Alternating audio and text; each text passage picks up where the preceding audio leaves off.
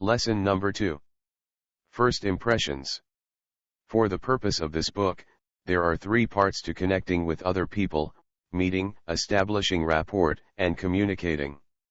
These 3 parts happen quickly and tend to overlap and blend into each other. Our goal is to make them as natural, fluid, and easy as possible, and above all to make them enjoyable and rewarding. Obviously, you begin the connecting process by meeting people. Sometimes you meet someone by chance, the woman on the train who turns out to share your passion for Bogart movies. And sometimes it's by choice, the man your cousin introduced you to because he loves Shakespeare, fine wines, and bungee jumping, just like you. If meeting is the physical coming together of 2 or more people, then communicating is what we do from the moment we are fully aware of another's presence. And between these 2 events, meeting and communicating, lies the 90-second land of rapport that links them together. The meeting. If you make the right impression during the first 3 or 4 seconds of a new meeting, you create an awareness that you are sincere, safe, and trustworthy, and the opportunity to go further and create rapport will present itself. The greeting we call the first few seconds of contact the greeting. Greetings are broken into 5 parts: open, eye, beam, hi, lean. These 5 actions constitute a welcoming program to carry out in a first encounter. Open.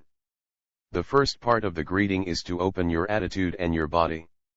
For this to work successfully, you must have already decided on a positive attitude that's right for you. This is the time to really feel and be aware of it. Check to see that your body language is open. If you have the right attitude, this should take care of itself. Keep your heart aimed directly at the person you're meeting. Don't cover your heart with your hands or arms, and, when possible, unbutton your jacket or coat. Eyes. The second part of the greeting involves your eyes. Be first with eye contact. Look this new person directly in the eye. Let your eyes reflect your positive attitude. To state the obvious, eye contact is real contact. Get used to really looking at other people's eyes. When you're watching TV one evening, note the eye color of as many people as possible and say the name of the color to yourself. The next day, do the same with every person you meet, looking him or her straight in the eye. Beam. This part is closely related to eye contact. Beam. Be the first to smile. Let your smile reflect your attitude. Now you've gained the other person's attention through your open body language, your eye contact, and your beaming smile. What that person is picking up subconsciously is an impression not of some grinning, gawking fool, though you may briefly fear you look like one, but of someone who is completely sincere. Hi. Whether it's hi, or hello, or even yo. Say it with pleasing tonality and attach your own name to it. Hi. I'm Naomi. As with the smile and the eye contact, be the first to identify yourself. It is at this point, and within only a few seconds, that you are in a position to gather tons of free information about the person you're meeting, information you can put to good use later in your conversation. Take the lead. Extend your hand to the other person, and if it's convenient, find a way to say his or her name 2 or 3 times to help fix it in memory. Not Glenda, Glenda, Glenda, nice to meet you, but Glenda. Great to meet you, Glenda. As you'll see in Chapter 7, this will be followed by your occasion or location statement. Lean. The final part of introducing yourself is the lean. This action can be an almost imperceptible forward tilt to very subtly indicate your interest and openness as you begin to synchronize the person you've just met. Handshakes run the gamut from the strong, sturdy bone crusher to the wet noodle. Both are memorable once shaken, twice shy, in some cases. Certain expectations accompany a handshake. It should be firm and respectful, as if you were ringing a handbell for room service. Deviate from these expectations and the other person will scramble to make sense of what's happening. There is a feeling that something is wrong, like hot water coming out of the cold tap. The brain hates confusion, and when faced with it, the first instinct is to withdraw. The hands-free handshake is a handshake without the hand, and it is a powerful tool.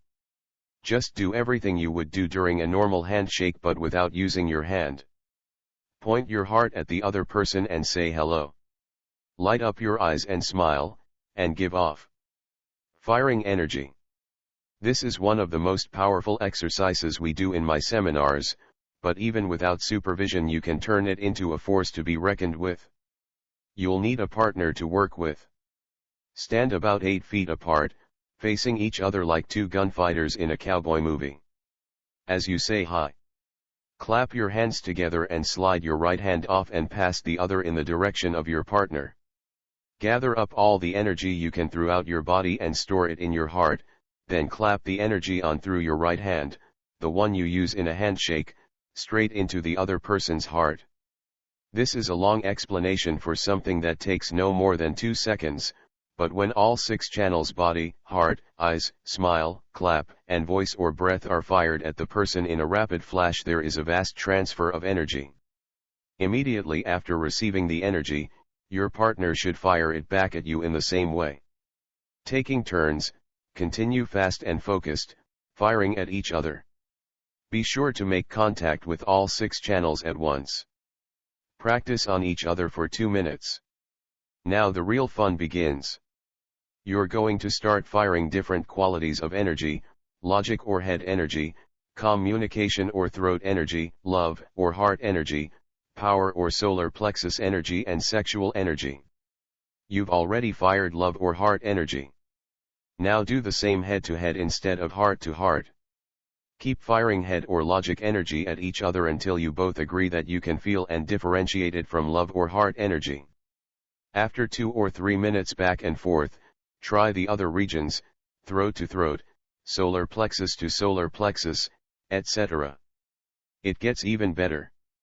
Figure out which kind of energy you want to send, but don't say what it is. Now greet your partner, shake hands, say hi and fire. Your partner must identify the kind of energy he or she is receiving. Take turns. Practice and practice until your body language becomes subtle and almost imperceptible. Next, go out and try it on the people you meet. Fire energy when you say hi to someone in a supermarket, to your waiter in the cafe, to your sister-in-law or the guy who fixes the photocopier in your office. They will notice something special about you. Some might call it star quality. That same special energy that usually accompanies the full-blown shake. Incidentally, the hands-free handshake works wonders in presentations when you want to establish rapport with a group or audience. Establishing rapport. Rapport is the establishment of common ground, of a comfort zone where 2 or more people can mentally join together. When you have rapport, each of you brings something to the interaction: attentiveness, warmth, a sense of humor, for example, and each brings something back: empathy, sympathy, maybe a couple of great jokes. Rapport is the lubricant that allows social exchanges to flow smoothly. The prize, when you achieve rapport, is the other person's positive acceptance. This response won't be in so many words, but it will signal something like this: I know I just met you, but I like you, so I will trust you with my attention.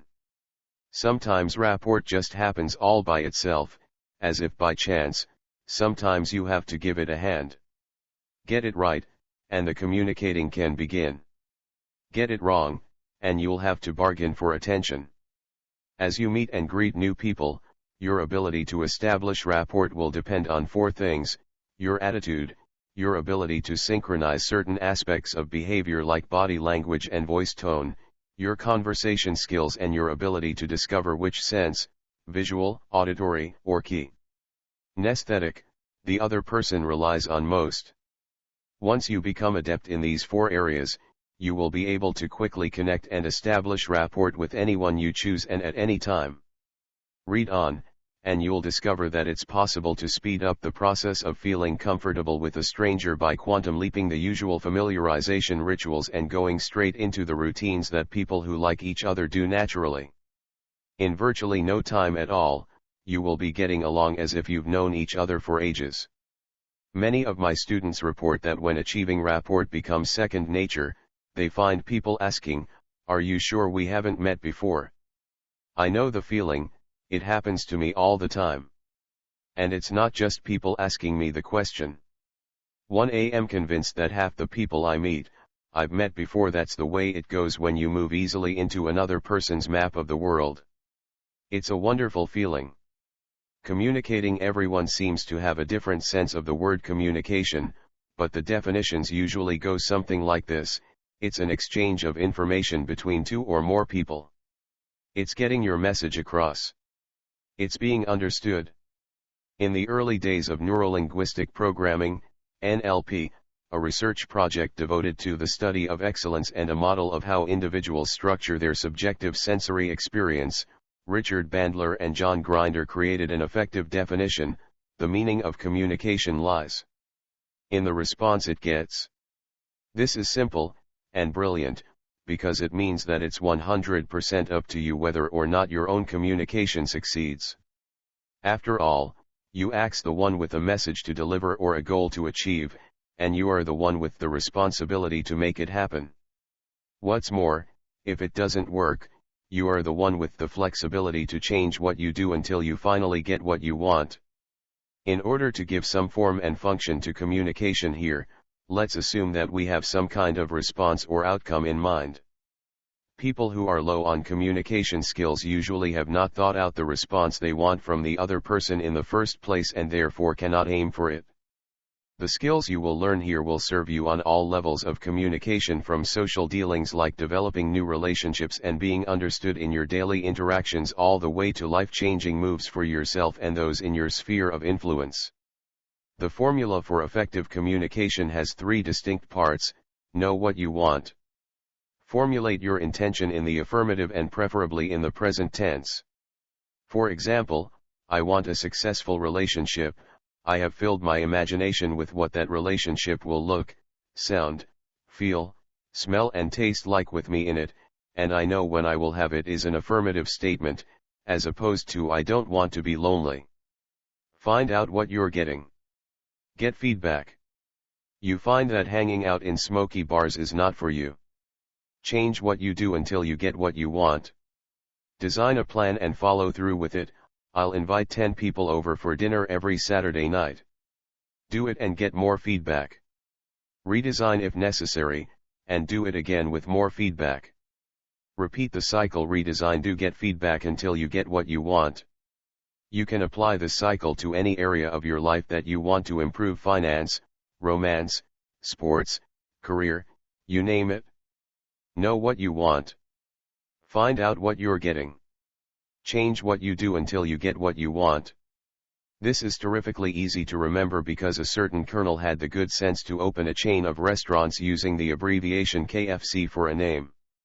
Every time we see one of his signs, we can ask ourselves how well the development of our communication skills is going. What's coming up? In the following chapters, we'll examine the arena of rapport in much more detail, as well as the value of a really useful attitude in projecting a positive image of yourself. You'll learn what happens at first sight on the surface and below the surface, and the importance of having your body language, your voice tone and your words be congruent, or all saying the same thing. No crossed signals, no mixed messages, no confusion. You'll discover how your body language appeals to some but not others, and how, by making a few adjustments to your own movements, you can positively affect the way people feel about you. Then we'll delve deep into the warm and welcoming world of synchrony. You'll learn how to align yourself with the signals other people send you so that they'll feel a natural familiarity and comfort around you. We'll also discuss the massive importance of voice tone and how it influences the moods and emotions we want to convey. A whole chapter is devoted to starting and maintaining sparkling conversation. We'll explore all the ways to open people up and avoid closing them down. We'll also deal with compliments, obtaining free information and being memorable. Finally, we'll go even deeper, down to the very core of the human psyche. The astonishing truth is that although we navigate the world through our 5 senses, each of us has one sense that we rely on more than the other 4. I'll show you how people are giving clues about their favorite sense all the time and how you can move on to the same sensory wavelength as theirs. Do people who rely mainly on their ears differ from those who rely mainly on their eyes? Darn right they do, and you'll find out how to tailor your approach to communicate with them. Each chapter includes at least one exercise that will help you realize the power of connecting. Some of these exercises can be done alone, but others you have to do with a partner. Let's face it, face-to-face communication and rapport skills are interactive activities. You can't learn to do them all by yourself. So there it is. Connecting. All day long, men, women and children give away vital keys to what makes them tick, to how they experience and filter the world through their body language, their tone of voice, their eye movements and their choice of words. They simply cannot help doing this. Now it's up to you to learn how to use this wonderful, non-stop flood of information to achieve improved outcomes and more satisfying relationships.